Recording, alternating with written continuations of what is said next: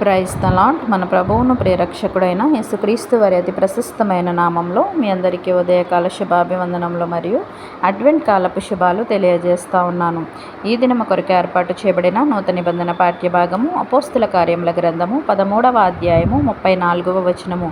పవిత్రమైన వరములను మీకు అనుగ్రహింతును.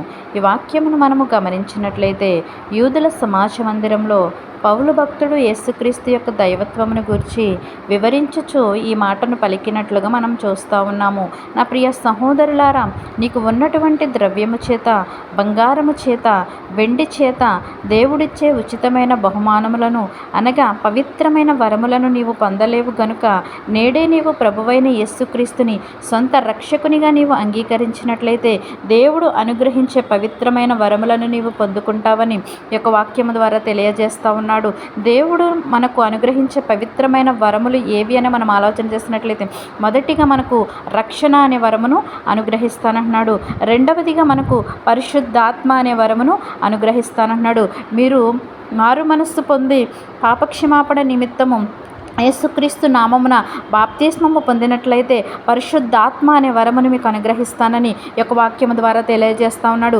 ఎవరైతే మారు మనస్సు పొంది పాపక్షమాపణ నిమిత్తము నిజమైన బాప్తిస్మము పొందుకుంటారో, దేవుణ్ణి సొంత రక్షకునిగా అంగీకరిస్తారో వారికి పరిశుద్ధాత్మ అనే వరమును అనుగ్రహిస్తానని యొక్క వాక్యము ద్వారా మాట్లాడుతూ ఉన్నాడు. మూడవదిగా మనం ఆలోచన చేసినట్లయితే పరలోక రాజ్యము అనే వరమును అనుగ్రహిస్తానంటున్నాడు. నా ప్రియ సహోదరులారా, దేవుని యొద్ద మనము ఒక వరము అడగాలి.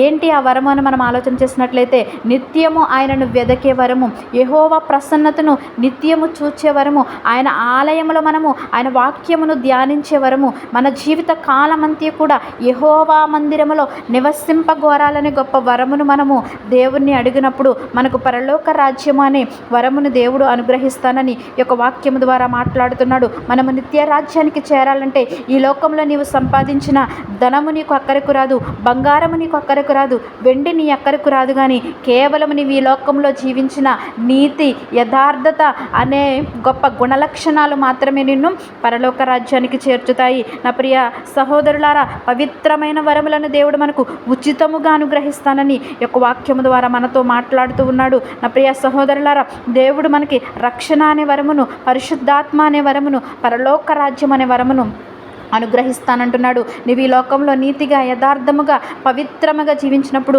మారు మనస్సుకు తగిన ఫలాలను నీవు ఫలిస్తే గనక దేవుడు నీకు ఈ వరములన్నిటిని అనుగ్రహిస్తానంటున్నాడు. అట్టి కృప పరిశుద్ధాత్మ దేవుడు మనందరికీ అనుగ్రహించునుగాక. తలలు వంచి ప్రార్థనలో ఏకీభవించవలసిందిగా కోరుచున్నాను. మహోన్నతుడును మహాగణుడైన మా ప్రియ పరలోకపు తండ్రి, నీ ఘనమైన శ్రేష్టమైన నామానికి లెక్కలేని వేలాది స్తుతులు స్తోత్రములు చెల్లిస్తా ఉన్నాము తండ్రి. అయ్యా, ఇదనాన్న పవిత్రమైన వరములను మీకు అనుగ్రహిస్తానంటున్నావు, ఉచితముగా మాకు ఇస్తానంటున్నావు ప్రభువా. నీకు వందనములు, స్తోత్రములు ప్రభువా. మా బంగారం మా అక్కరకు రాదంటున్నావు, మా వెండి మా అక్కరకు రాదంటున్నావు, మా ధనము మా అక్కరికి రాదని నీ వాక్యము ద్వారా మాట్లాడి ఉన్నావు తండ్రి.